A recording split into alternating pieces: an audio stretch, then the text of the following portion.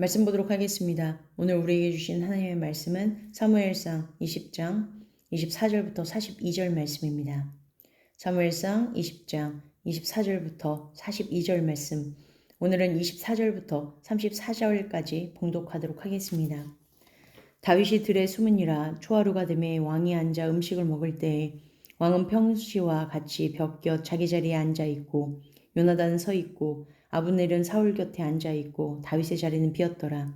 그러나 그날에는 사울이 아무 말도 하지 아니하였으니 이는 생각하기를 그에게 무슨 사고가 있어서 부정한가 보다, 정령이 부정한가 보다 하였음이었더니 이튿날 곧 그 달의 둘째 날에도 다윗의 자리가 여전히 비었으므로 사울이 그의 아들 요나단에게 묻되 이새의 아들이 어찌하여 어제와 오늘 식사에 나오지 아니하느냐 하니 요나단이 사울에게 대답하되 다윗이 내게 베들레헴으로 가기를 간청하여 이르되 원하건대 나에게 가게 하라. 우리 가족이 그 성읍에서 제사할 일이 있으므로 나의 형이 내게 오기를 명령하였으니 내가 내게 사랑을 받거든 내가 가서 내 형들을 보게 하라 하였으므로 그가 왕의 식사 자리에 오지 아니하였나이다 하니 사울이 요나단에게 화를 내며 그에게 이르되 패역무도한 계집의 소생아 내가 이새의 아들을 택한 것이 내 수치와 내 어미의 벌거벗은 수치됨을 내가 어찌 알지 못하랴.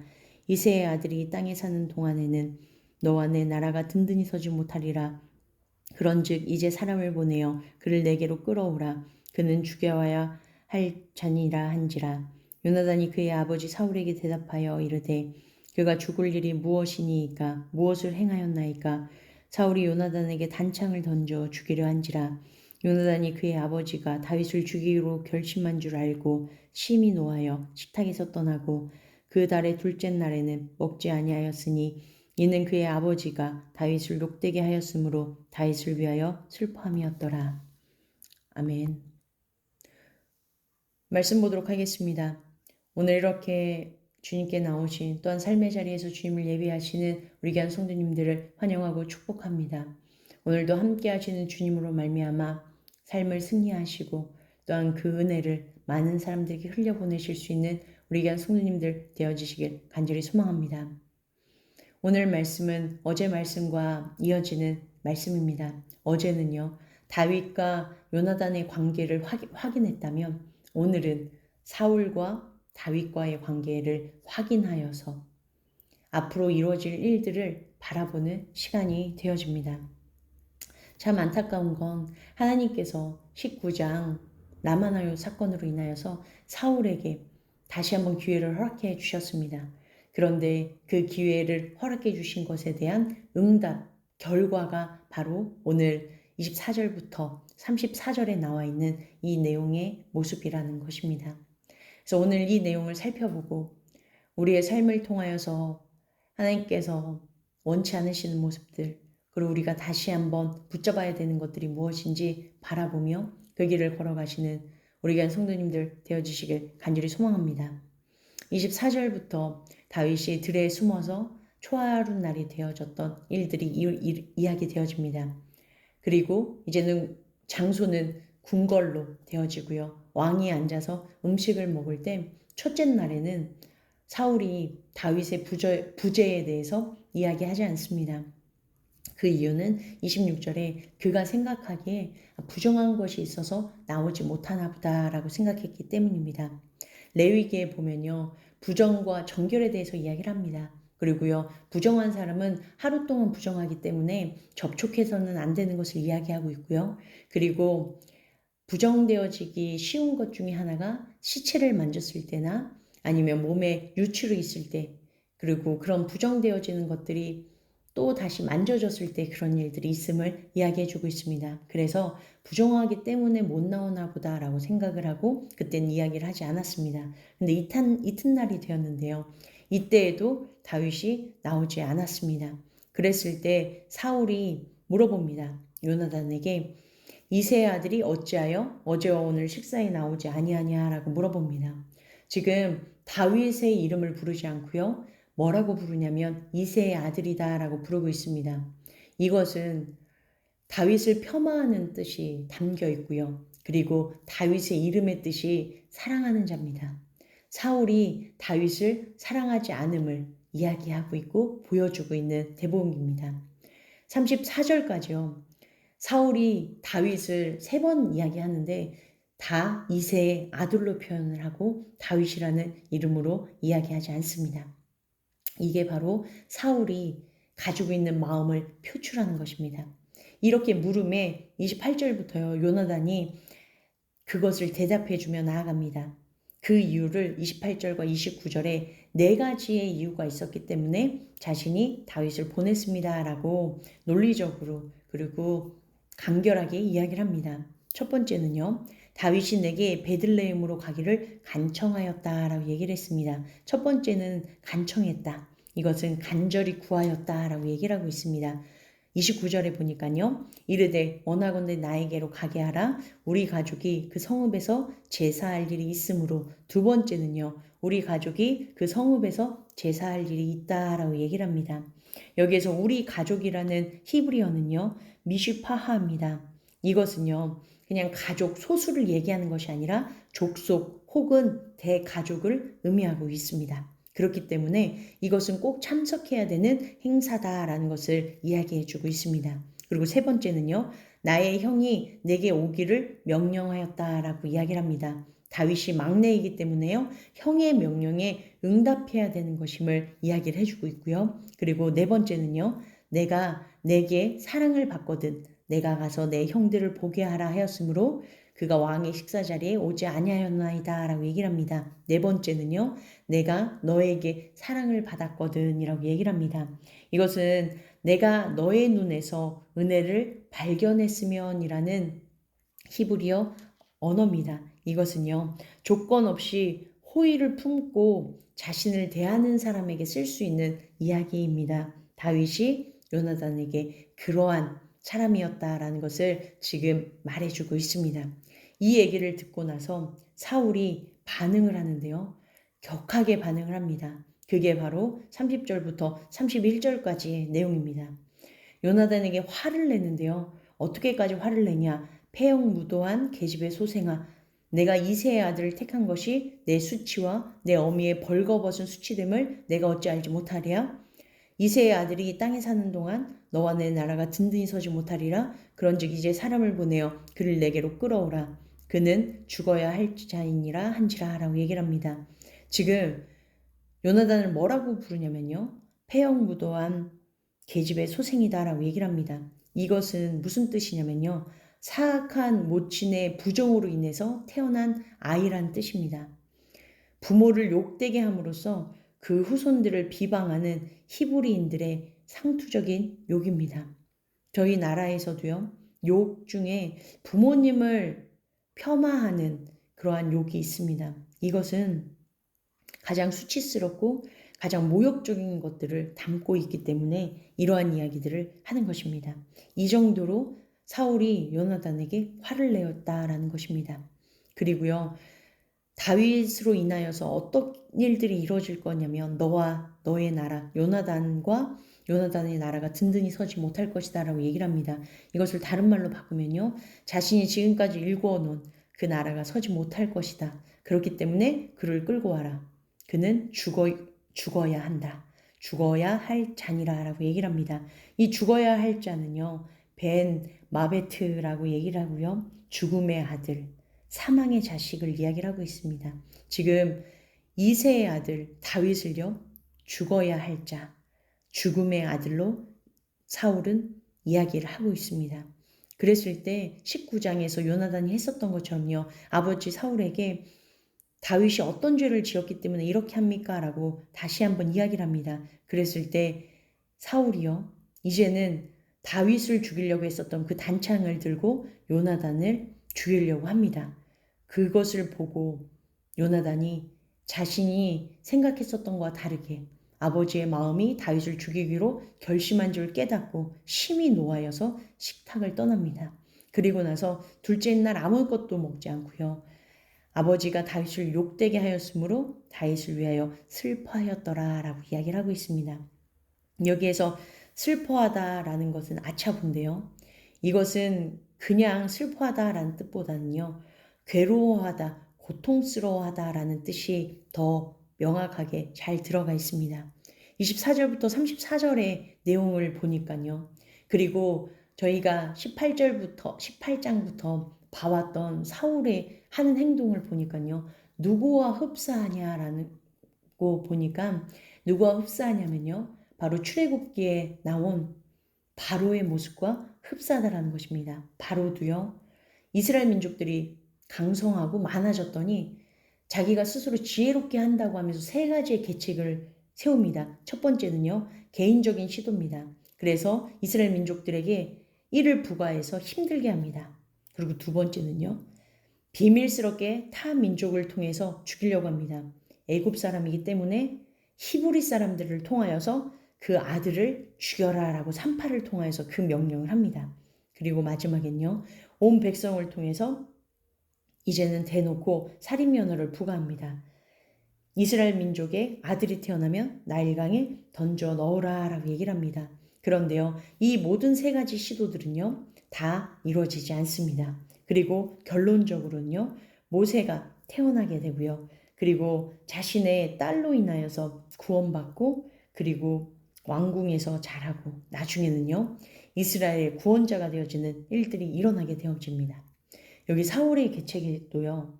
18장부터 바라보면 어떤 일들이 일어나냐. 개인적으로 시도하는 일이 있습니다. 그래서 단창으로 사울을 2번이나 던져서 죽이려고 하고요. 그리고 비밀스럽게 타 민족을 통해서 블레셋 사람의 손을 이용해서 죽이려고 합니다. 그리고 온 백성을 동원하죠. 사울이 그의 아들 요나단과 모든 신하에게 다윗을 죽이라 라고 얘기를 하고요. 오늘 본문 말씀 31절에도요. 내게 끌어와라. 그는 죽여야 할 자니라 라고 공식적으로 지금 발표를 합니다.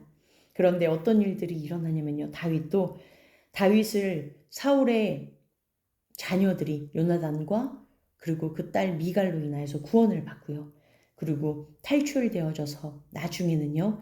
이스라엘의 왕이 되어지는 일들이 이루어집니다. 하나님의 사람을 우리 하나님께서는요. 보호하시고 그리고 지금 위기라고 생각되어지는 것들을 하나님께서 선으로 바꿔주시는 그 일들을 하나님의 사람이기 때문에 이루어주고 계시고요. 그리고 사울은요. 이것을 계기로 그의 지금은 강성한 것처럼 보이는 그 일들이 이제는 하나님 안에서 그 세력과 그 영향력들이 내려가기 시작하는 그 일들이 일어나기 시작되어지는 분기점입니다. 지금 한나가 기도했던 것처럼요. 높은 자가 낮아지고 낮은 자가 높아지는 순간이 바로 이 순간이라는 것입니다. 하나님 편에 봤을 때는 이제는 높았던 사울은요. 이제 낮은 자가 되어져서 하나님 편에서 떠나게 되고요. 그리고 그 누구보다도 낮은 것 같았던 다윗은요. 하나님께서 높여주시는 시기가 바로 이것을 분기점으로 이루어진다라고 얘기를 합니다. 지금 사울은요. 하나님의 영이 떠나서 악한 것으로 가득 차서 하나님의 그 기회를 악함으로 응답을 했다면요. 35절부터 42절까지 요나단은요. 끝까지 신실함으로 하나님 앞에 응답하며 나아가는 이 모습들이 되어져 있습니다. 요나단이 다윗과 약속했던 대로 그 장소에 가서 그 신호를 다윗에게 이야기를 합니다. 함께 갔던 아이는 알지 못하고요. 그 아이를 돌려보내고 요나단이 다윗을 만나게 되어집니다. 다윗을 만날 때 다윗이 41절에 보니까 땅에 엎드려 3번 절한 후에 라고 얘기를 합니다. 이 3번 절했다라는 것은요. 상대방에 대한 크나큰 존경과 감사의 표시를 이야기하고 있습니다. 왜냐하면 요나단은요. 자신의 생명과 자신의 권위와 자신의 명예를 바꿔서 다윗의 생명을 살려줬기 때문입니다. 그리고요. 서로 입맞추고 같이 울되 라고 이야기를 합니다. 서로 입맞추다라는 것은요. 이별의 인사를 얘기하고 있습니다. 창세기에 보면요. 라반이 손자들과 이별을 할 때 이렇게 입맞췄다라고 얘기를 하고 있고요. 또한 바울이 에베소 성도들과 헤어질 때 이렇게 서로 입맞췄다. 이별의 인사가 바로 이 방법이었다라는 것입니다. 그리고요. 42절에 보니까요. 이렇게 요나단은 끝까지 응답하며 나아갑니다. 요나단이 다윗에게 이르되 평안히 가라. 우리 두 사람이 여호와의 이름으로 맹세하여 이르기를 여호와께서 영원히 나와 너 사이에 계시고 내 자손과 내 자손 사이에 계시리라 하였느니라 하니 다윗은 일어나 떠나고 요나단은 성읍으로 들어가니라 라고 이야기를 하고 있습니다. 요나단은 끝까지 여호와의 이름으로 함께하며 나아가는 것을 보여주고 있습니다. 신실한 이유는요. 생명까지도 아끼지 않는 이유는요. 여호와로 가득 찼기 때문입니다. 입술에 요나단은 입술에 여호와만 가득 찬 것이 아니라 삶으로 그렇게 실천했던 사람이 바로 요나단이었다라는 것입니다. 이재철 목사님의 저서 중에 사랑의 초대라는 저서에 인간의 죄성에 대한 표현을 이렇게 해주셨습니다. 인간의 죄성을 다른 용어로 표현하면 자기 집착이다 라고 이야기를 해주셨습니다.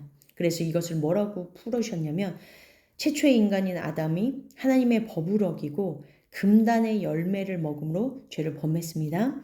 피조물에 지나지 않은 인간이 창조주의 법을 무시한 것은 자기 집착으로 인한 것입니다 라고 얘기를 합니다. 왜냐하면 자기 집착은 이 세상에서 자기보다 더 큰 것을 인정하지 않는 것이다 라고 얘기를 합니다.